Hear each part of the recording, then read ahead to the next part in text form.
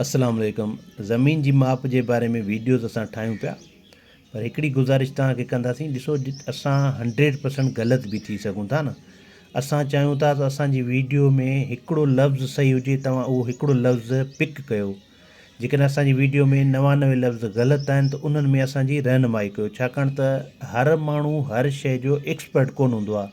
इहा ॾात या इहा जेका तख़लीक़ हूंदी आहे न, उहा अलाह साईं कंहिं कंहिं इंसान खे ॾींदी आहे जंहिंखे काफ़ी शयुनि जो इल्मु हूंदो आहे। दुनिया में हज़ारे इल्म आहिनि, असांखे कोन्हनि इल्मु, पर असांखे जेका थोरी घणी ॼाण मिलंदी आहे, आबादगार सुवाल कंदा आहिनि त उन सुवाल जी खोज न कंदा आहियूं, उन सुवाल जे पोयां लॻंदा आहियूं त इहा शइ छा आहे।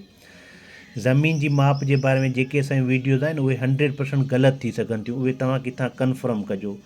हाणे कल्ह हिकिड़े आबादगार पुछा कई मूंखां, तव्हां यकीन कयो मां फस्ट टाइम ॿुधायां पियो त लाम छा आहे, मुंडो छा आहे। इहे वरी मां किथां पुछा कई, मां पंहिंजे सोर्स खां पुछा कई, उन्हनि खां मां जॾहिं पुछा कई त उन्हनि मूंखे ॿुधायो लाम जो मतिलबु हूंदो आहे ड्रेग 210 फुट, मुंडे जो मतिलबु हूंदो आहे वेकर 105 फुट। पहिरियां तव्हांखे ॿुधायोसीं त एकड़ में 43,560 स्क्वायर फुट हूंदा आहिनि, ऐं वेसो असांजो या घुंटो जेको असांजो हूंदो आहे 1089 फुटनि जो। वेसो या घुंटो उन में फ़र्क़ु आहे त तव्हां असांखे कन्फर्म कंहिं अथेंटिक पुराणे किताब या जिते तव्हां पढ़ियो आहे त उनजो फ़ोटू कढी कमेंट में ॿुधाइजो। असां तव्हांजी रहनुमाई करणु चाहियूं था त तव्हां जेकॾहिं मिसाल सां ग़लति हुजो, रहनुमाई करे असांजी पोस्ट खे शेयर बि कंदा कयो, लाइक बि कंदा कयो, कमेंट करे असांजे उते कमेंट में पंहिंजो तज़किरो कंदा कयो लाज़मी। ठीकु आहे, त हीअ जेकॾहिं तव्हां शेयर कंदो न, जंहिंजे मक़सद जी, जंहिंजे फ़ाइदे जी ॻाल्हि उन ताईं पुॼंदी। ठीकु आहे। हाणे 28 हूंदो आहे 420 फुट, 28 जो मतिलबु हूंदो आहे त 4 एकड़ हूंदा आहिनि। उन खां अलावा असांजो ब्लाक हूंदो आहे 840 ज़रब 840, माना उन में 4 चौकड़ियूं मतिलबु 4 28 हूंदा आहिनि, 16 एकड़ हूंदा आहिनि 28 में। ठीकु आहे।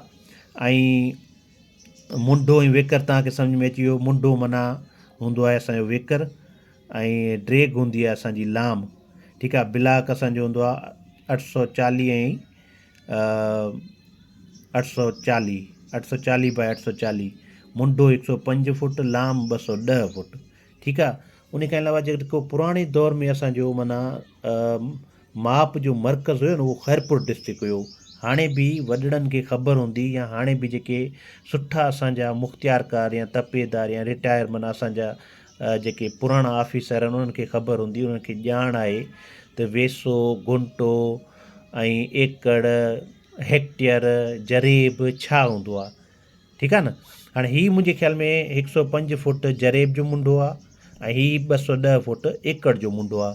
वरी बि जेकॾहिं मां किथे ग़लति हुजां त रहनुमाई असांजी ज़रूरु कजो। असांजो मक़सदु इहो आहे त आबादकारनि सां डिस्कशन थिए, डिस्कशन थींदो त जेका असांखे सही इंफॉर्मेशन मिलंदी, सही राब्ते वारो को माण्हू ईंदो, उन खे असां गुज़ारिश कंदासीं त तव्हां वटि का शइ लिखियलु आहे, तव्हां वटि जेकॾहिं किथे को रेफरेंस आहे त असांखे उन हिसाब सां ॾियो, त जीअं पुराणो इल्मु असां अपडेट तरीक़े सां आबादकारनि ताईं पुॼायूं। माना ॾिसो, असां तव्हांखे हिन तरीक़े सां ॿुधायूं पिया, त मां रेफरेंस ॾियो त बाबा एग्रीकल्चर एंड ह्यूमिनिटी पेज आहे, ठीकु आहे, अब्दुल जब्बार चांडियो छोकिरो आहे, उन ॾिनो। ठीकु आहे। त माना हाणे मूंसां माण्हू राब्तो था कनि, हज़ारे माण्हू, छो जो असांजे पेज खे त माण्हू ॾिसनि था न, माण्हू जेके ॾिसंदा, व्यूज़ वधंदा त माण्हू राब्तो कंदा।